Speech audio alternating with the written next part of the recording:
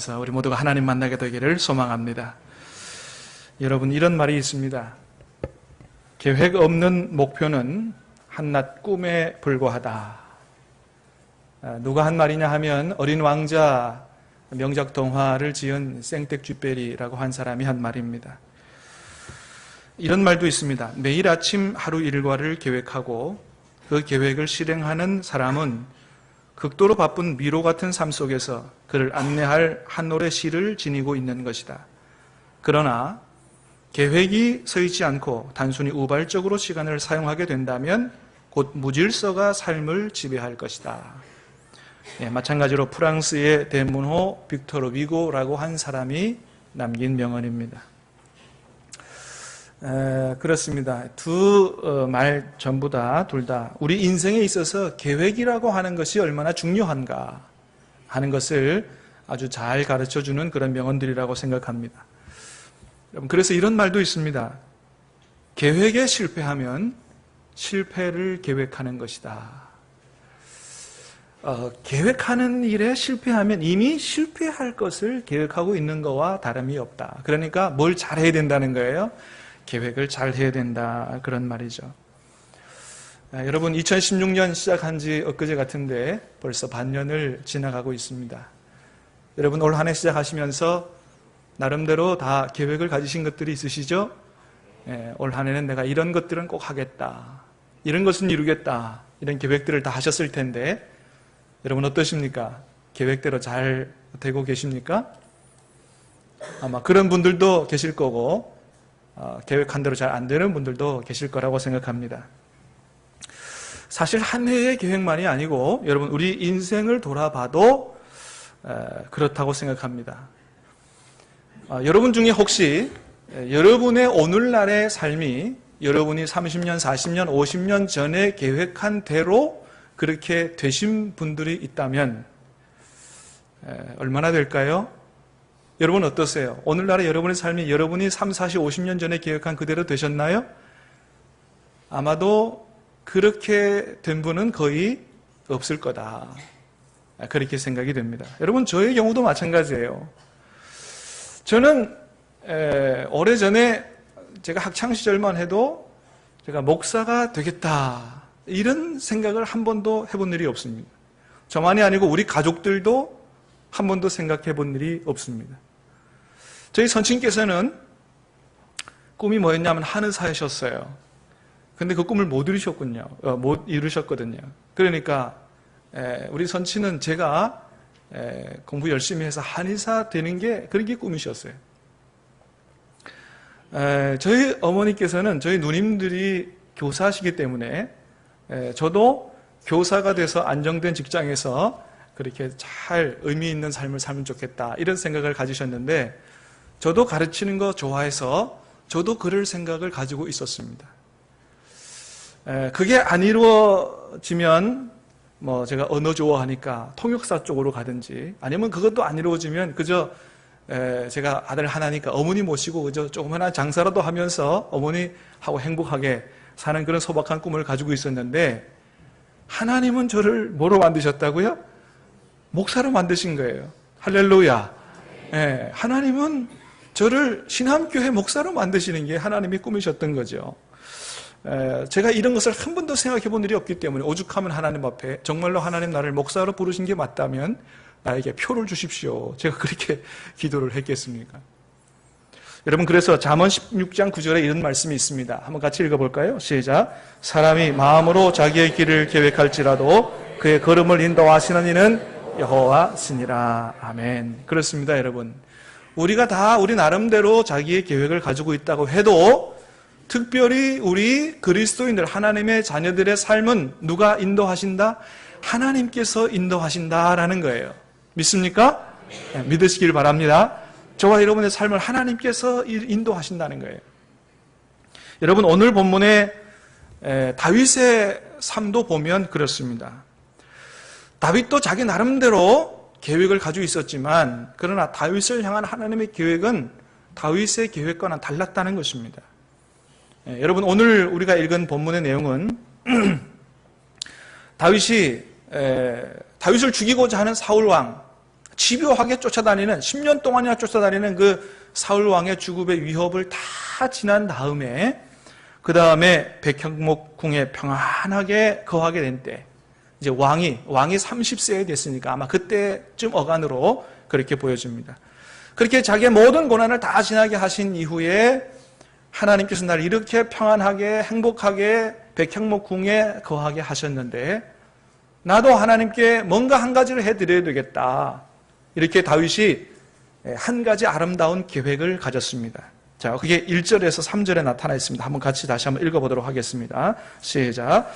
여호와께서 주의 모든 원수를 못지르사 왕으로 공에 평안히 살게 하신 때에 왕이 선지자 나단에게 이르되 볼지어다 나는 백향목궁에 살거늘 하나님의 궤는 휘장 가운데에 있도다. 나단이 왕께 아뢰되 여호와께서 왕과 함께 계시니 마음에 있는 모든 것을 행하소서 하니라. 아멘. 여러분 그렇습니다. 다윗이 가진 계획은 어떤 계획이었냐 하면 사실은 자기 자신을 위한 계획이 아니었고 하나님을 위한 계획이었습니다. 다윗이 자기에게 축복하신 하나님께 뭔가 큰 것을 하나 해드리고 싶은 아름다운 계획, 이런 마음을 가졌다는 거예요. 여러분 그렇습니다. 저와 여러분들도 하나님 앞에 얼마나 놀라운 은혜를 받았어요. 하나님이 저와 여러분을 사랑하사 지옥 갈 수밖에 없는 저와 여러분을 구원하시기 위해서 독생자 예수 그리스도까지 내어주시고 십자가에 돌아가게 하시는 그런 놀라운 일들을 행하시면서 저와 여러분을 구원하시고 오늘까지 저와 여러분의 삶을 인도하셨는데, 사랑하는 여러분, 오늘 저와 여러분들도 다윗처럼 이렇게 나를 축복하신 하나님, 이렇게 나를 사랑하신 하나님, 내가 이제는 하나님 앞에 무엇을 하나 해드릴까요? 여러분, 저와 여러분도 이런 마음을 가져야 될 줄로 믿습니다. 다윗은 그런 자신을 축복하신 하나님 앞에 뭔가를 하나 해드리고 싶은 그런 아름다운 마음과 계획을 가졌다는 거죠. 그런 다윗의 마음이 너무 아름다워서 그 얘기를 들은 나단 선지자도 너무 좋다고, 하나님 기뻐하실 거라고, 왕이 가진 마음에 있는 것을 행하시라고 그렇게 나단 선지자도 동의를 해줬습니다. 자, 그런데 여러분, 다윗이 가진 이 계획, 비록 이게 하나님을 위한 계획이었지만 그대로 이루어졌습니까? 안 이루어졌습니까? 안 이루어졌습니다. 왜요? 성전을 건축하는 그런 것은 하나님이 다윗을 통해서 하려고 하시지 않고 누구를 통해서?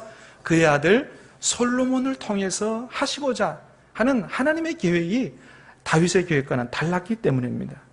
여러분, 우리는 여기서 먼저 우리 하나님은 저와 여러분의 인생에 어떤 특별한 계획을 가지고 계시다 하는 사실을 알게 됩니다. 여러분, 성경을 보면 그런 경우가 너무너무 많아요. 하나님께서 아브라함을 불러내실 때도 그냥 불러내신 게 아니고 아주 특별한 계획을 가지고 불러내시는 걸 볼 수 있어요. 여러분, 하나님께서 창세기 12장에 아브라함을 부르실 때 어떤 계획을 가지고 부르셨어요? 잘 아시죠? 예, 네가 땅의 모든 족속에 복이 될 거라고. 한번 하나님 말씀을 다시 한번 읽어보도록 하겠습니다. 시작.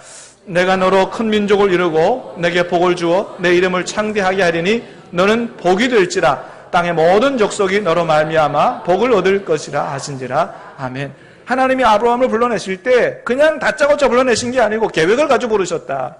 내가 너로 하여금 큰 민족을 이루게 하겠다. 내가 내게 복을 주어 내 이름을 창대하게 하겠다.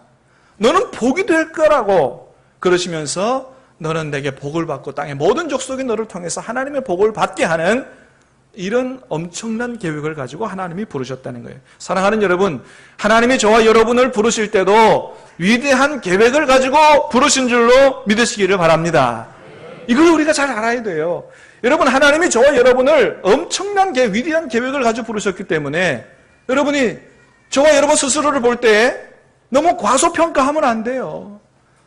네, 나는 왜 이런가? 나는 쓸모없어. 이렇게 나를 완전히 평가절하하면 나를 만드신 하나님을 모욕하는 거와 다름이 없다는 거예요. 여러분, 모름지기 하나밖에 없는 것은 부르는 게 값입니다. 그러죠? 네, 하나밖에 없는 건 부르는 게 값이에요. 여러분, 금이나 다이아몬드 이런 게 왜 비싸요? 많지 않기 때문이에요. 그걸 희소성의 가치라 그러죠? 그건 적기 때문에 그만큼 값어치가 나간다는 거예요. 근데 세상에 단 하나밖에 없다? 이거는 부르는 게 값인 거예요. 여러분, 저와 여러분들은 어떤 존재예요? 이 세상에서 온 우주 만물에서 둘도 없는 단 하나밖에 없는 여러분 하나님 앞에 세상에 무엇보다도 귀한 존재인 줄로 믿으시기를 바랍니다. 그래서 절대로 나를 평가절하하거나 나는 왜 이런 인간이 왜 이렇게 쓸모없냐 이런 말을 해서는 절대 안 된다는 거예요. 여러분 한번 따라 하십시다. 나를 보며 감사하고 옆 사람 보며 감탄하자. 맞습니까? 다시 한번 나를 보며 감사하고 옆 사람 보며 감탄하자. 이게 성경적인 거예요. 여러분 스스로에게 한번 이렇게 얘기해 보시기 바랍니다. 나는 세상에 둘도 없는 가장 소중한 존재입니다. 한번 해보세요. 예, 가슴에 손을 얹고 나는 세상에 둘도 없는 가장 소중한 존재입니다. 예, 옆에 분 보고 이렇게 얘기하십시다. 당신을 어떻게 그렇게 아름답고 존귀하십니까?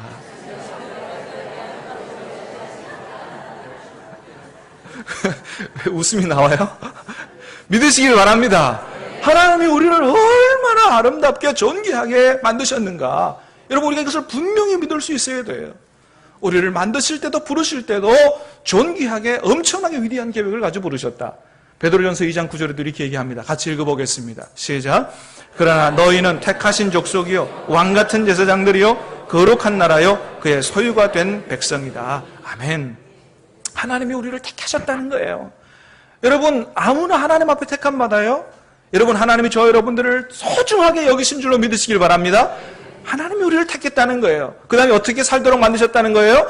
왕같은 제사장들로 왕같은 존재로 그렇게 살도록 그렇게 만드셨다는 거예요. 거룩한 나라가 되도록 그의 소유, 단순한 소유가 아니고 세상에서 가장 보배로운 소유, 금보다 다이아몬드보다 훨씬 더 귀한 소중한 존재로 하나님의 자녀 삼아 주셨다는 것입니다. 저와 여러분들을 오죽 귀하게 여기셨으면 하나님의 독생하신 외아들을 세상에 보내 십자가에 죽게 하시면서까지 우리를 구원하셨겠느냐. 그런 것이죠. 사랑하는 여러분, 저와 여러분 모두가 다 하나님 앞에 예수님만큼이나 귀한 존재인 줄로 믿으시게 되기를 다시 한번 주님의 이름으로 축복합니다. 그래서 절대로 나 자신에게도 옆 사람에게도 소홀하게 대해서는 안 되는 거예요. 늘 우리를 그것을 기억하고 나 자신을 귀하게, 옆 사람을 귀하게 여길 수 있는 신함교회 공동체가 될 수 있게 되기를 축복합니다. 우리가 여러분 이것만 확실하게 알아도 이런 생각만 잊지 않고 살아도요 관계가 달라지고 삶이 달라지는 거예요. 여러분 기도해 주셔서 제가 이번에 국제 제자훈련 포럼에 잘 다녀왔습니다. 그 포럼 중에 목사님들 처음 뵙는 분들이 많으니까 친교하느라고 탁구 대회를 열었어요. 두 팀이 나눠져서 상금을 걸고 탁구 대회를 했어요. 1등 한 사람에게는 한 사람당 2만 원, 2등 팀에게는 서운하니까 10,000원씩. 탁구 대회를 잘 했습니다. 근데 나중에 무슨 문자가 왔냐 하면 상금을 나눠주기가 여의치 않으니 못 나눠주겠다. 그 대신 호주에서 멀리서 온 분 목사님 차비로 드리겠다. 아니 그러려면은 우리한테 물어보고 그래도 되겠느냐가 물어보고 그죠? 그래 해야 되지. 상금은 내가 받아야 되는데 그렇게 하겠다고 문자를 보낸 거예요. 근데 어느 누구 한 사람도 거기다가 이의를 제기하는 사람이 없는 거예요. 왜 그러느냐? 탁구대회 상금 10,000원, 20,000원이 문제가 아니고 우리가 받은 은혜와 사랑이 너무 컸기 때문에 그런 겁니다. 이번에 국제제자훈련 포럼이 제주도 하얏트 호텔에서 열렸어요. 5성급 호텔입니다. 근데 거기 참여한 사람들이 돈을 하나도 안 냈어요. 차비만 가져가고 거기에 들어간 숙식비, 음식비 모두를 다 정말로 주님이 명령하신 제자훈련에 자신의 인생을 헌신한 이분들은 귀하게 모셔야 된다고 거기 있는 이사님들과 서울의 사랑의교회에서 모든 돈을 다 댔습니다. 우리는 돈 한 푼 안 들이고 가서 엄청난 사랑과 은혜를 받고 돌아왔죠. 여러분 그런 은혜와 사랑을 받았는데 탁구대회 10,000원 안 준다고 항의할 사람이 누가 있다는 거예요. 그러죠? 사랑하는 여러분 이것을 기억하시길 바랍니다. 저와 여러분 하나님 앞에 엄청나게 은혜와 큰 사랑을 받으신 줄로 믿으시길 바랍니다. 그거 기억하면 좀 가난해도 괜찮고요. 좀 병들어도 괜찮은 거예요. 하나님의 엄청난 사랑을 내가 받고 있는데 영원한 사랑을 받고 있는데 할렐루야. 사랑하는 여러분, 하나님이 저와 여러분을 만드실 때도, 저와 여러분을 부르실 때도 엄청나게 큰 은혜와 사랑과 계획을 가지고 부르신 줄로 믿으시기를 주님의 이름으로 축원합니다. 두 번째는, 그러나 하나님이 우리를 위해 그런 큰 계획을 가지고 계신데 우리가 전혀 생각하지 않은 그런 계획도 가지고 계신다, 그런 거예요. 전혀 생각하지 않은 계획. 다윗의 인생을 봐도 그렇습니다. 다윗은 하나님으로부터 네가 장차 이스라엘의 왕이 될 거라고 지명을 받고 기름 부음까지 받았습니다. 그런데 곧바로 왕이 됐느냐? 아닙니다. 곧바로 왕이 되지 않았어요. 오히려 그 기름 부음을 받고 난 이후부터 사울 왕에게 너 죽인다 그러고 살해 위협을 엄청나게 받고 10년 동안이나 쫓겨다니는 그런 엄청난 고난의 삶을 살았습니다. 여러분, 그게 무슨 단순히 사울이 미워해서 그런 일이 이 다윗의 인생에 벌어졌느냐? 그렇지 않습니다. 다윗의 인생은 하나님의 손에 있는 줄 믿습니다. 하나님의 계획이 있기 때문이에요. 하나님께서 다윗을 정말로 하나님에 맞는 훌륭한 왕으로 세우기 위해서 사울 왕을 세울 때와는 다르게 사울에게는 없었던 한 과목을 더 추가하셨어요. 그게 뭐냐 하면 바로 고난이라는 과목입니다. 10년 동안 쫓겨다니고 고난을 받으면서 참고 또 참는 인내의 훈련을 해야 했고, 그 다음에 어떤 상황 속에서도 하나님을 의지하는 믿음의 훈련을 하도록 하나님께서 그런 계획을, 다윗이 생각하는 전혀 다른 계획을 가지고 계셨다는 거죠. 그런 훈련이 필요하다는 거예요. 여러분, 모세도 마찬가지예요.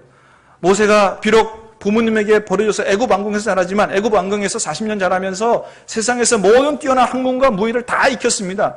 그래서 모세도 40세 되던 때 이제는 내가 우리 민족을 구원할 수 있다는 생각을 가졌어요. 그런 계획을 가졌어요. 근데 하나님은 뭐라 그러셨어요? 아니라는 거예요. 아직은 아니라는 거예요. 정말로 네가 이스라엘을 구원하고 광야를 지나서 가나안 땅으로 이스라엘 백성들을 인도하고자 한다면 한 과목을 더 이수해야 된다. 그건 뭐냐 하면 바로 고난의 과목이었어요. 사람 하나 실수로 죽이고 광야 도망가서 40년 동안 광야에서 그렇게 고생하면서 광야 모든 길을 다 둘러봐야 됐고 40년이나 하나님의 때를 기다리는 그런 인고의 훈련을 거쳤던 것입니다. 여러분, 만일 모세에게 이 40년 광야 훈련이 없었다면 모세가 이스라엘 백성들을 그 광야 40년 길을 인도할 수도 없었고 또 그렇게 모세를 향해서 돌을 던지는 이스라엘의 패역을 참지도 못했을 거예요. 40년 동안의 광야의 훈련이 있었기 때문에 광야 40년 지난 동안의 이스라엘 백성들을 모든 어려움을 다 참고 인도해서 모압 평지까지 그렇게 인도할 수 있는 지도자가 될 수 있었다는 것입니다. 그래서 성경은 이렇게 얘기합니다. 민수기 12장 3절입니다. 시작. 이 사람 모세는 온유함이 지면의 모든 사람보다 더하도다. 아멘. 그런 인내함이 갖춰져 있지 않았다고 한다면 어떻게 그 이스라엘 백성들을 다 가나안 땅까지 40년 광야 생활 인도할 수 있었겠느냐. 사랑하는 여러분, 내 인생을 향해서 나의 계획만 있는 게 아니고 여러분, 저와 여러분의 인생을 향해서 하나님의 계획도 있는 줄로 믿으시기를 바랍니다. 여러분, 나의 계획이 있고 하나님의 계획이 있다면 내 인생에 누구 계획이 이루어져야 할까요? 하나님의 계획이 이루어져야 할 줄 믿습니다. 그게 내 계획보다 내 인생에 더 큰 복이 될 줄로 믿습니다. 어떤 교회에 한 청년이 있었다고 합니다. 집안이 너무 어려워서 어렸을 때부터 학교를 잘 못 다녔어요. 그래서 학교 못 다녀가지고 겨우 자기 이름만 쓸 줄 아는 이런 청년이 있었다고 합니다.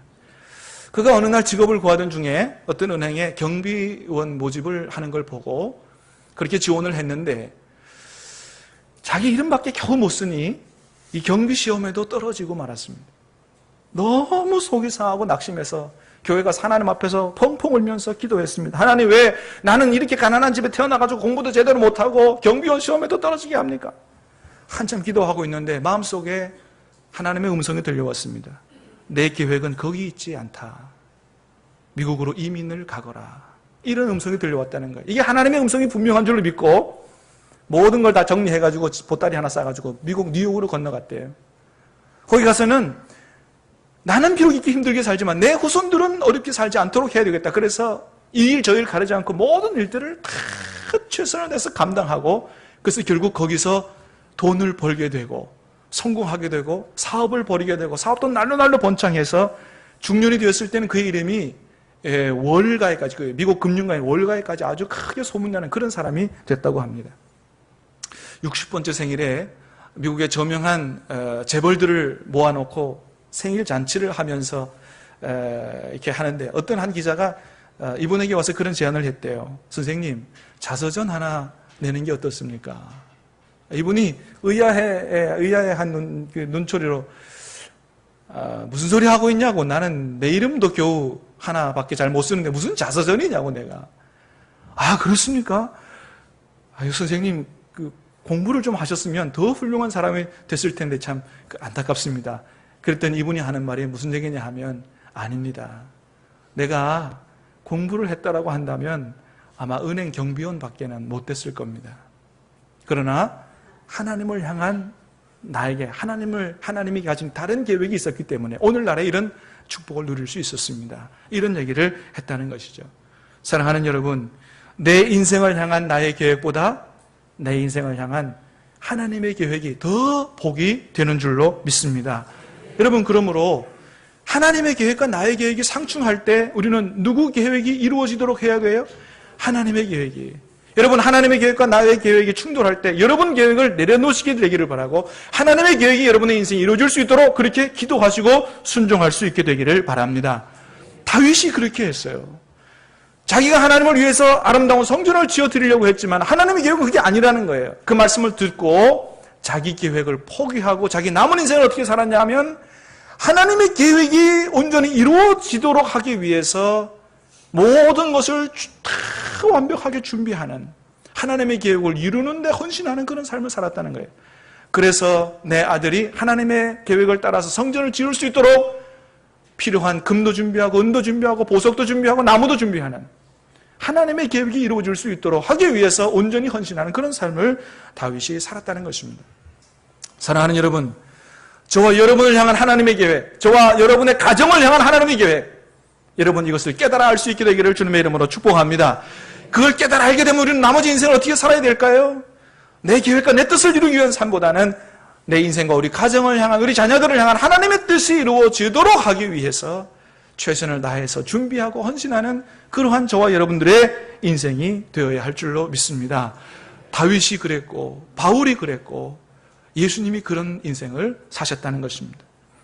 여러분, 마지막으로 오늘 본문에서 보는 것은, 비록 하나님을 위해서 가졌던 다윗의 계획이 자신 뜻대로 이루어지진 않았지만은, 그러나 하나님을 위해서 가졌던 아름다운 다윗의 마음만큼은 하나님이 기쁘게 받으셨고, 그 마음을 기뻐하셔서 다윗을 엄청나게 축복하시는 걸 볼 수 있어요.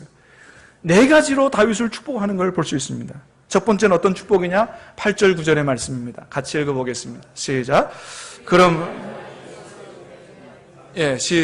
시작. 그러므로 이제 내 종 다윗에게 이와 같이 말하라. 만군의 여호와께서 이와 같이 말씀하시기를, 땅에서 위대한 자들의 이름같이 내 이름을 위대하게 만들어 주리라. 아멘. 하나님이 다윗의 마음을 기뻐 받으시면서, 네가 나를 위해서 집을 짓는다고, 비록 그것은 이루어지지 않지만 내가 너를 축복하겠다. 너를 땅의 위대한 사람들처럼 위대한 이름으로 만들어 주리라. 두 번째는 어떤 축복을 주시냐면 보호와 안정된 삶의 축복을 주십니다. 시작. 내가 또 내 백성 이스라엘을 위하여 한 곳을 정하여 그를 심고 그를 거주하게 하고 다시 옮기지 못하게 하며 악한 종류로 전과 같이 그들을 해하지 못하게 하여 전에 내가 사사에게 명령하여 내 백성 이스라엘을 다스리던 때와 같지 아니하게 하고 너를 모든 원수에게서 벗어나 편히 쉬게 하리라. 아멘. 하나님께서 그를 한 곳에 심고 더 이상 원수들이 괴롭히지 않도록 보호해주시고 안정된 삶으로 축복하시겠다고 말씀하세요. 세 번째는 어떤 축복을 주시냐 하면 후손의 축복을 주시겠다 말씀하십니다. 같이 읽어봅니다. 시작.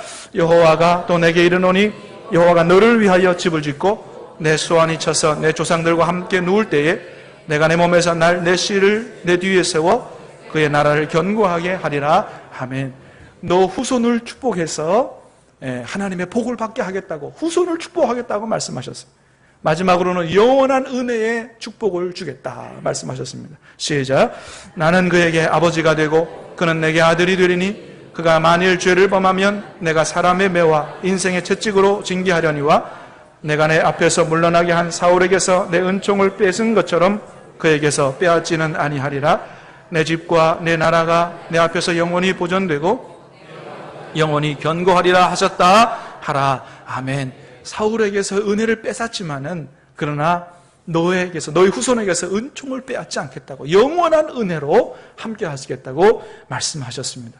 사랑하는 여러분, 저와 여러분도 하나님을 향해서 아름다운 마음, 아름다운 계획을 가질 수 있게 되기를 축복합니다. 그 계획이 이루어지지 않더라도 하나님 그 마음을 기뻐하시고 여러분에게 반드시 복을 내려 주실 줄로 믿습니다. 세상 모든 사람들이 요즘 너무 어렵게 삽니다. 여러분, 어렵고 힘들다고, 되는 일이 없다고 그냥 되는 대로 살지 마시게 되길 바라고, 여러분 기도하고 계획을 가지고 사시게 되기를 바랍니다. 그러나 내 계획만이 아니고 나를 향한 하나님의 계획이 있다는 사실을 기억할 수 있게 되기를 바랍니다. 내 계획과 하나님의 계획이 충돌할 때 내 계획을 내려놓고 하나님의 계획이 내 인생에 이루어질 수 있도록 여러분 기도하고 순종할 수 있게 되기를 바랍니다. 그것이 가장 큰 복인 줄로 믿으시게 되기를 바랍니다. 그래서 저와 여러분의 인생이, 남은 인생이 우리 인생과 우리 가정과 우리 교회와 이 지역과 부산과 세계 열방을 향한 하나님의 뜻이 이루어지는 일에, 하나님의 뜻이 이루어지도록 하는 일에 최선을 다하여 준비하고 헌신함으로 말미암아 하나님의 뜻이 이루어지고 하나님의 영광을 받으시고 하나님 주시는 넘치는 복을 받고 사는 저와 여러분 다 되실 수 있도록 있기를 주님의 이름으로 축원합니다. 우리 같이 찬양하고